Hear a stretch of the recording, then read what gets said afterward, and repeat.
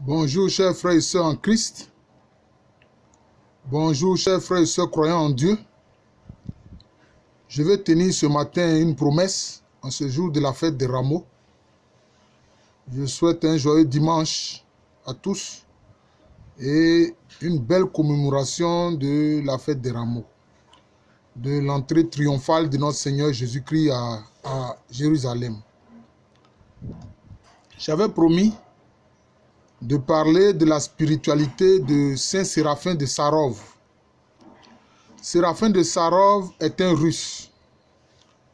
Il était de l'église orthodoxe russe. Et lui aussi, il nous a laissé un témoignage poignant qui peut nous aider à accroître notre foi dans le Seigneur Jésus-Christ. Séraphin de Sarov, qui était aussi moine, lié au monastère de Sarov. Il a vécu, disons, entre le XVIIIe siècle et le début du XIXe siècle. Et il a dit une phrase importante. Il a dit une phrase très importante. C'est pour ça que les frères des églises réformées, je ferai une vidéo sur la réforme de l'église et puis la contre-réforme de l'église catholique. C'est-à-dire la réforme de l'église qui a fait naître les églises dites réformées, protestantes, réformées, etc. jusqu'au mouvement évangélique. C'était nécessaire. Oui, c'était nécessaire. Sans doute que le Seigneur a voulu cela. Voilà. Ça a mis fin quand même à certaines dérives qu'on a constatées dans l'église catholique venant de certaines personnes. Parce que c'est ce que les gens oublient. Le diable, là, lui aussi, il envoie ses agents dans l'église. Et même aujourd'hui, les églises réformées n'y échappent pas. Quand on voit des pasteurs qui vendent, d'après eux, des tickets pour le paradis, vous comprenez que, comme si ils sont les maîtres du paradis. Donc, il y a des personnes qui servent le diable et qui sont introduites dans nos églises. C'est ça qui crée problème. Mais comme je l'ai promis, je veux parler de Saint Séraphin de Sarov. Voici résumé sa spiritualité. Il a dit, le but de la vie chrétienne, c'est l'acquisition du Saint-Esprit. Le terme acquisition ici est important. C'est différent de avoir le Saint-Esprit. Acquérir quelque chose, c'est-à-dire on obtient cela pour toujours. C'est ça. Donc, l'acquisition du Saint-Esprit, c'est avoir le Saint-Esprit en soi pour toujours. C'est-à-dire que tu ne vas pas aller attrister le Saint-Esprit. Voilà. Parce que Paul a eu à relever chez certains chrétiens, par leur comportement, qu'ils résistaient au Saint-Esprit, qu'ils attristaient le Saint-Esprit de Dieu. Saint Séraphin de Sarov explique que le but de la vie chrétienne, c'est l'acquisition du Saint-Esprit. C'est-à-dire que faire en sorte que quand tu as reçu le Saint-Esprit qui vient habiter en toi là, il ne faut pas attrister le Saint-Esprit. Il ne faut pas faire des choses que le Saint-Esprit réprouve. C'est cela, l'acquisition du Saint-Esprit. C'est-à-dire que là, tu gardes précieusement le Saint-Esprit en toi pour toujours, en lui obéissant au doigt et à l'œil. C'est de cela qu'il s'agit. C'est ça l'acquisition du Saint-Esprit. Voilà. Parce que certains ont le Saint-Esprit, et puis, quand le Saint-Esprit attire leur attention sur des péchés qu'ils commettent, mais ils s'en foutent. Ils désobéissent. Mais en ce moment, on ne parle pas d'acquisition du Saint-Esprit. Mais quand vous faites ça, vous-même, par votre comportement, vous vous éloignez du Saint-Esprit. Lui, il est fidèle. Le Saint-Esprit est Dieu, il est fidèle.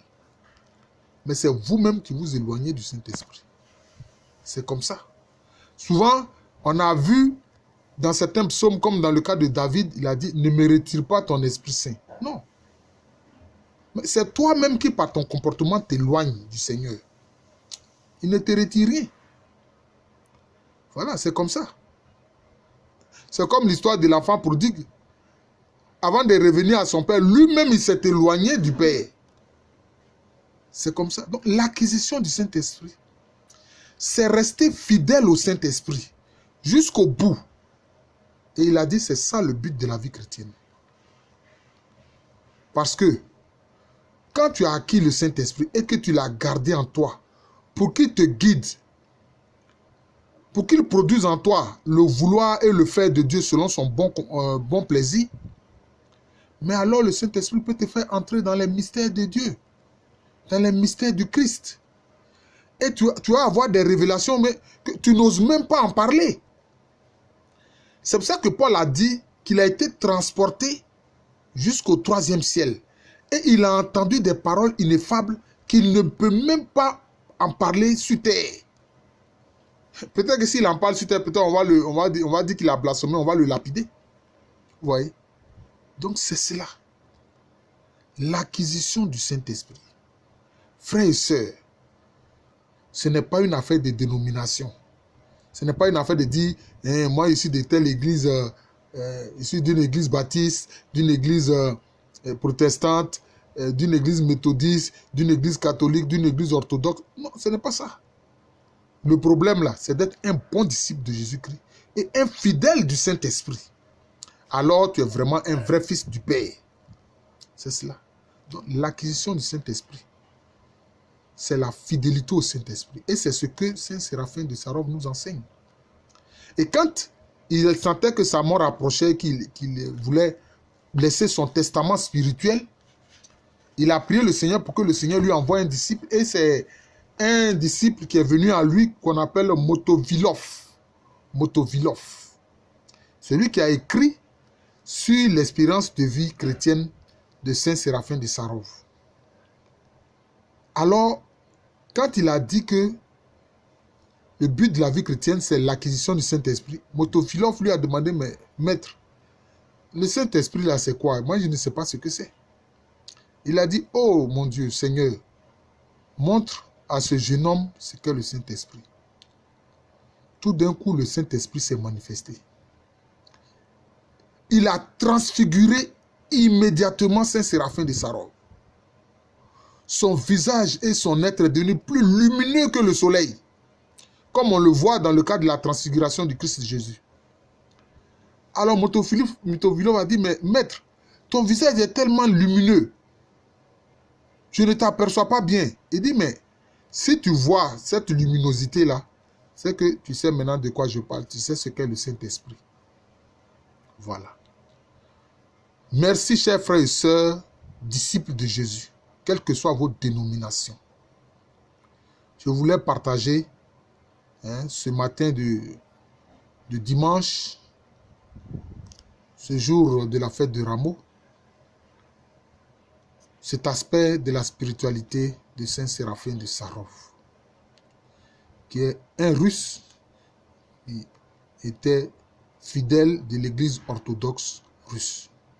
Je vous remercie et je vous souhaite une bonne journée. Je suis le frère Jean de l'amour de Jésus et à l'état civil, professeur Alou Kwame Reni.